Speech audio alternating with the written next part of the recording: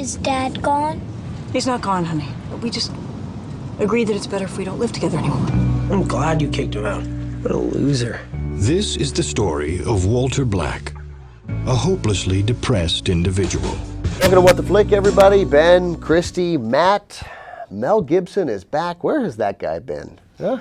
Sunning himself in the Bahamas, probably. So quiet for the last decade. Who knows where he's been? Yeah, I tell you where he hasn't been. He has not been hanging out with any Jews. So Mel Gibson in The Beaver. He's a man who is so deeply depressed, he finds he can only communicate with the outside world through a beaver hand puppet, which sounds like a gangster you would see in a Guy Ritchie movie. Bloody hell. Look at you. I'm sick. Do you want to get better? Who are you? I'm the Beaver, Walter. And I'm here to save your damn life. Matt, did you find that it was in any way difficult to separate Mel Gibson from the Beaver, from his character? You know, I did at times. I found that it was difficult. You know, it's hard to watch him in anything. It's hard to think about him in a movie without thinking of all of the craziness that's gone on in his personal life. But he does a really good job in this movie. I thought he puts in a fantastic performance where it really, his personal life got a little distracting towards probably the second act of the film, the end of the second act, where there starts to be a certain amount of fame based on his company doing really well. Beaver woodchopper kits selling out in droves. I've been very patient, but I want you. Not him. Great performance. I thought that when I had trouble with it, not so much when in regards to the company or the fame, I had a little trouble with it when he was when he had moments of anger. When he got so angry, and you know, the movie does take that dark turn, and when he, you know, you see that there's tension between him and this beaver, I actually started to get really worried for him. This man is a dead end. He's gone. I fought for you, and I will continue to fight for you because I love you. Someone says about how everyone loves a train wreck when it's not happening to them. Yeah, totally. Yeah. And which is way too on the nose. Now, the timing on this, though, is that they'd already shot it. Jodie Foster was cutting it when the Oksana tapes came out. And of course, there was all the previous nonsense with his drunk driving arrest and the anti-Semitic remarks he made then. But the really volatile, really ugly, vitriolic Mel Gibson stuff, we didn't know yet. Are you a Jew?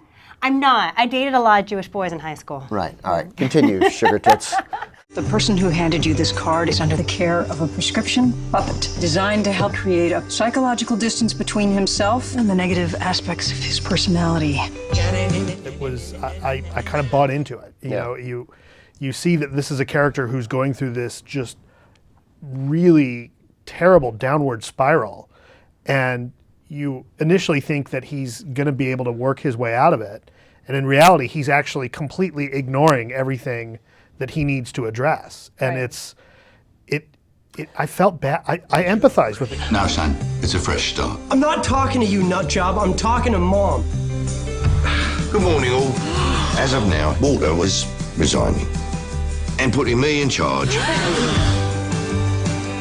As you guys both said, he's great in it, and it's an opportunity to show the whole range of what Mel Gibson can do, because it's the deep despair that you've seen in some darker, heavier, dramatic performances he's done.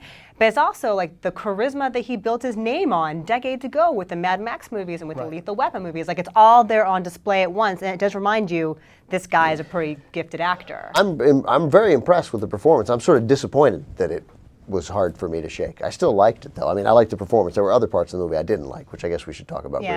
It takes this detour. I like Anton Yelchin and Jennifer Lawrence together, but the whole thing with her graduation speech is like a whole nother movie. It takes this whole detour. I mean, they're very comfortable together. They have a nice chemistry. She's great, but that's like a whole different movie for me. And a part of the movie I just didn't care about. No. I felt like it really kind of took away from what the focus of the film should have been, which was Walter and his family and how they're dealing with this illness and this disease that he has. You know, it's interesting you bring up, you know, how long this movie has been kind of in the can. It occurs to me he probably was filming this right around the time of that phone call. Apparently he was. Yeah. You know, and it kind of wonders how much one may have driven the other. So here's a quick question for both of you guys before we go. Does this save his career? I wrote a whole story this week about, does this help save Mel?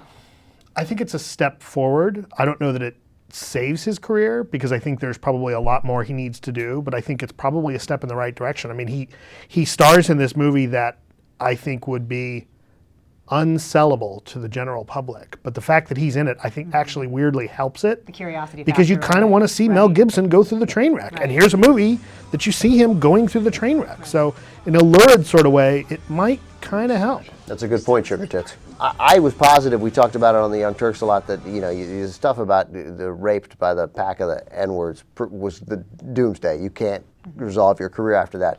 Now I'm not so sure that there's some form of a career, not the kind of career he had before. And this, there's no question it'll help, but no one's going to see it. Very few people are going to see it. But more people will talk about it than are actually going to go see it. All right, grades. 7.8. Wow, you liked it. It's really good. Yeah, I liked it a little bit less, but I still liked it 7.